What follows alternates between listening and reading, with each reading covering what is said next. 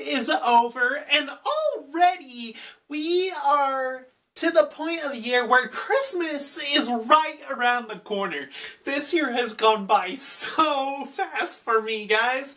Like, I can't believe it. It seems like 2024 just started, and already we are in December. And unlike December, it has so many great things. Like, earlier this month, like still in November time, me and my family, we went to this whole Christmas light show thing called Luminaria.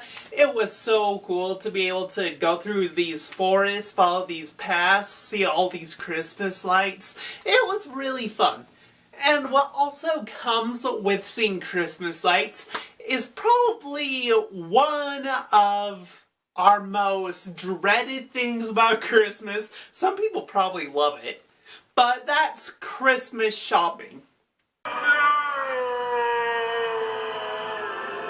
Last year I did a video of the top 5 Nintendo Switch games that anyone who loves Nintendo Switch, they should get for Christmas, because getting those games would definitely have made their Christmas perfect. And this year I'm doing the same thing. The top 5 games, in my opinion, that anyone who has a Nintendo Switch should get a gift for Christmas, because these games are amazing and they shouldn't be missed out on in getting the chance to play, because I guarantee whoever's gonna get these games, they're gonna love them.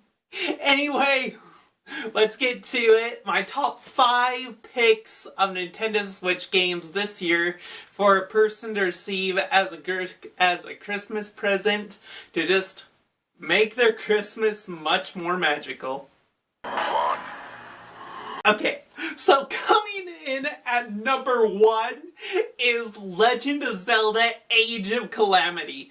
This was amazing. It's the second Zelda game in the Legend of Zelda Hyrule Warriors, but in my opinion, this game is 100% better than the first Hyrule Warriors. I mean, if you got this game as a present for Christmas, you could spend hundreds of hours playing this game. It's just so much fun playing the original storyline with all these characters you can play as. You start out as playing as Link, Impa, you can play as Princess Zelda, and it's so fun to go through these areas. You can, like, the game starts out as a prequel to Age of Calamity,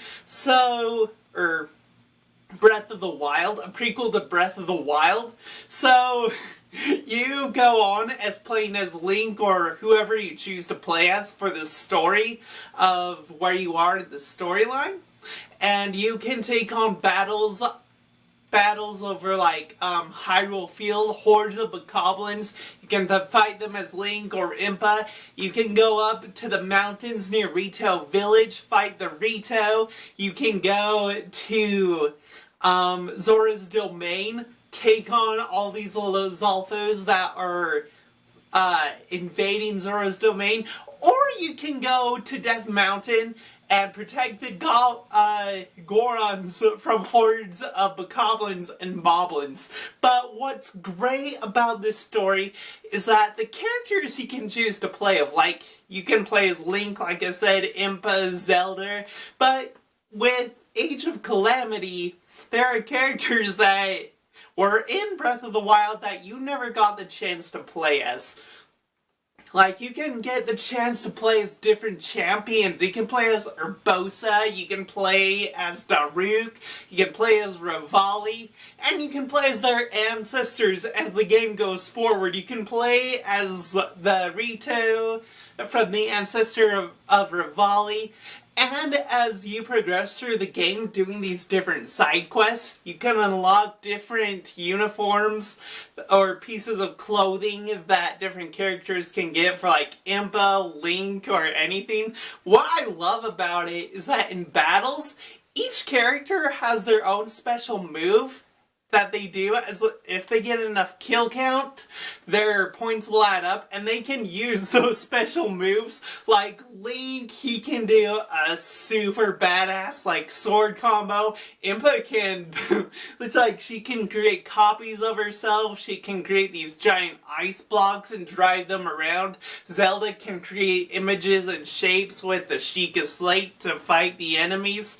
And other characters have so many cool abilities that they can use once they're unlocked. It is super fun. What I love is that you can even play as Zelda's father, King Rome, in this game. That was one of the coolest things. Plus, the game, not only does it have super fun side quests, but this main story of it is just super fun. It has a super fun villain to it. You get to fight Calamity Ganon in it, and it's actually a really fun fight this time. You get to fight as characters that you wouldn't expect to fight as, like Hetsu, the big Korok guy. You get to fight as him. You get to fight as him. I'm mixing my words. I love this game. Super fun to play as. If you can't tell, I love it, and I guarantee it's a great gift for any Legend of Zelda fan.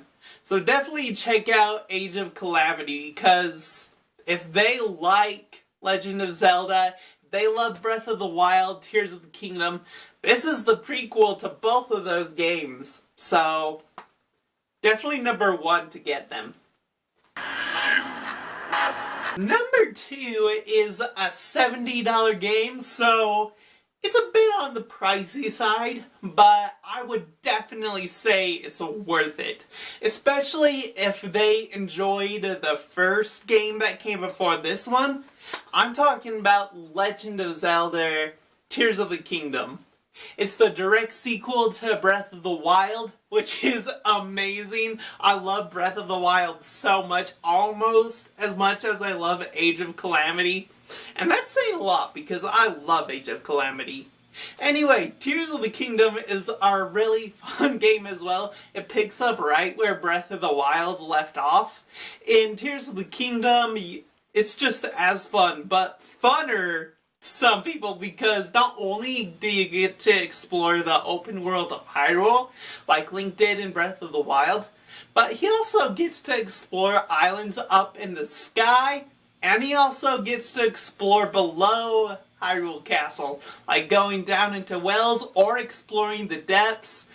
Anyway, this game is so much fun, because what I really loved about it that Breath of the Wild didn't do, Tears of the Kingdom brought back temples. Like, the temple bosses are fun to fight. It's fun to go through the temples in this game, like the Fire Temple, to be able to ride through rail cars.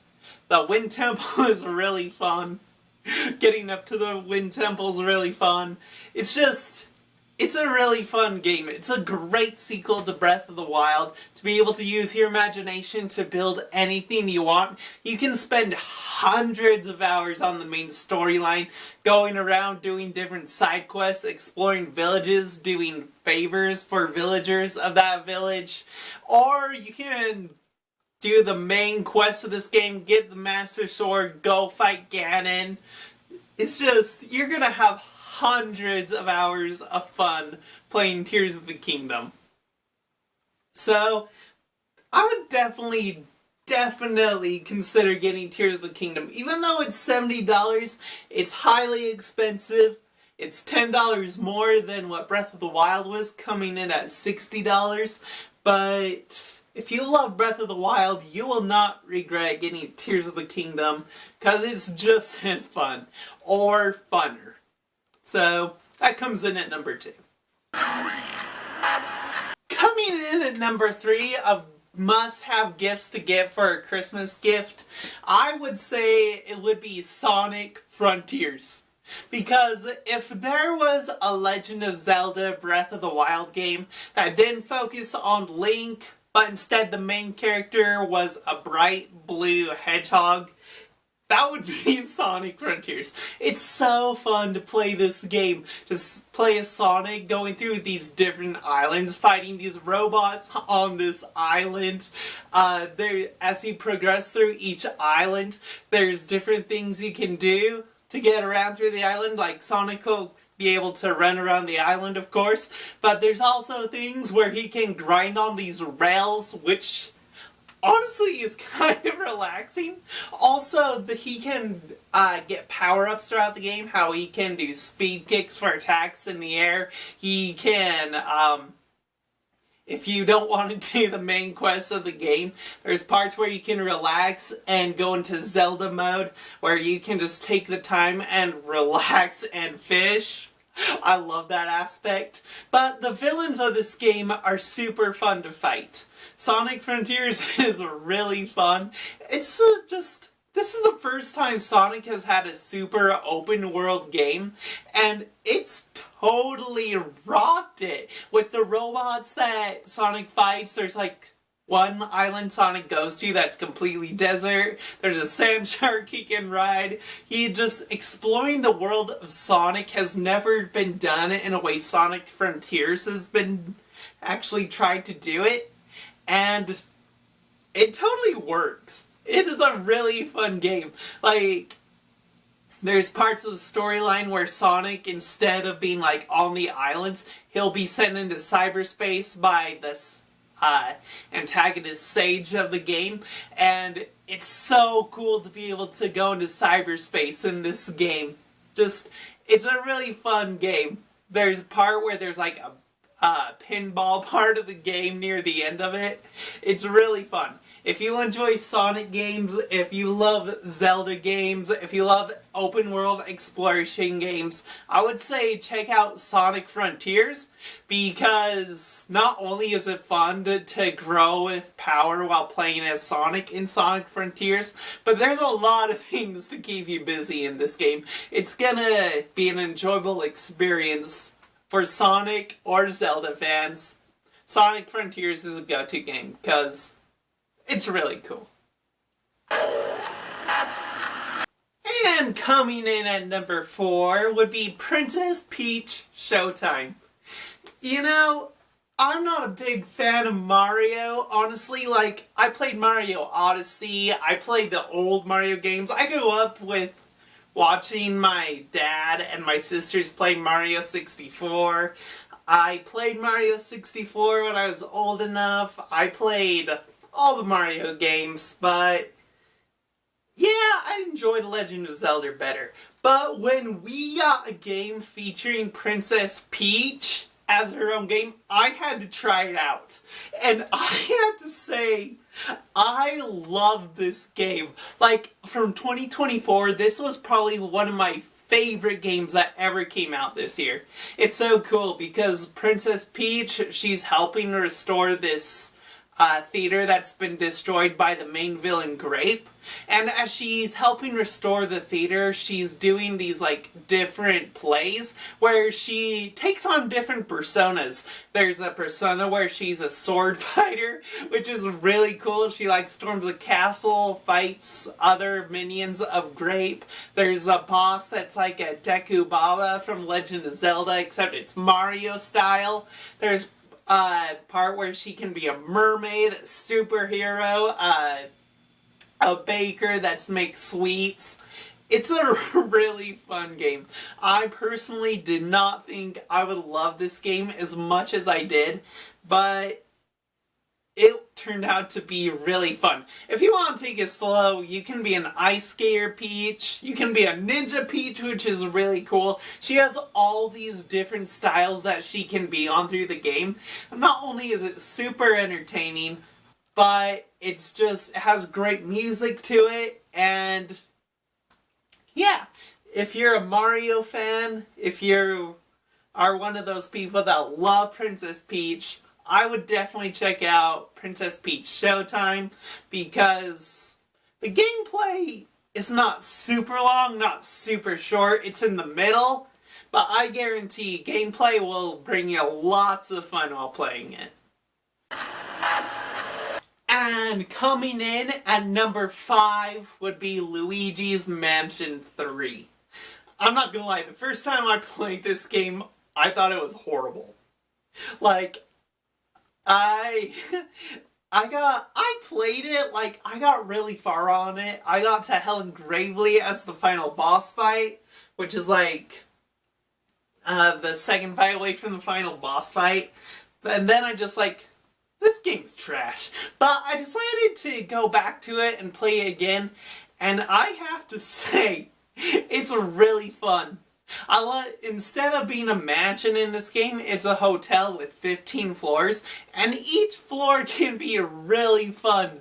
Like, there's a floor where the boss of it is a giant dinosaur skeleton. There's a floor where there's a king that Luigi has to joust with. My favorite floor of it is probably the television room, just because you get to go into pull like a poltergeist thing where Luigi can go into these different TVs and complete all these different tasks to do what's needed to get the elevator button. It's a super fun game. The only problem is that there are floors that do seem kind of tedious. There are side quests that do seem kind of tedious in this. But with the action in it, it's super fun. Like, there's Egyptian levels, there's a plant level to it, there's one of the coolest levels was like a pirate themed level. Each floor brings just amazement to it. Like, there's a whole magic level where the boss will be like 3 separate bosses that Luigi has to figure out how to defeat. Super fun. I enjoyed it a lot. It all leads up to a great boss fight with King Boo, which is super fun. I would definitely recommend Luigi's Mansion 3. It's a super fun game. If you have already played Luigi's Mansion and Luigi's Mansion 2, definitely get Luigi's Mansion 3, because you won't be disappointed if you get Luigi's Mansion 3 for a gift or for yourself, because it's a really great game. So yeah, if you want your kid, your partner, or yourself to have a great Merry Christmas on December 25th, I recommend going out to the store and picking up one of the top 5 Nintendo Switch games I just talked about, because I can guarantee you that you will have a very, very entertaining Christmas if you check out those games. Even go to like Amazon or Walmart.com or GameStop to see if you can find them, because they're just filled with enjoyment. Alright guys, that is the end of the video. I hope you liked it. I hope you take my words into consideration in any of the games I talked about, what you should buy. And yeah, that's what we're gonna be wrapping things up with. Anyway, I hope you liked the video. If you liked it, please give it a thumbs up. If you made it this far, I would really appreciate it if you would subscribe. That would be a Christmas gift to me if you subscribed. Anyway, thanks for watching the video. I hope you have a Merry Christmas, and we'll see you next time.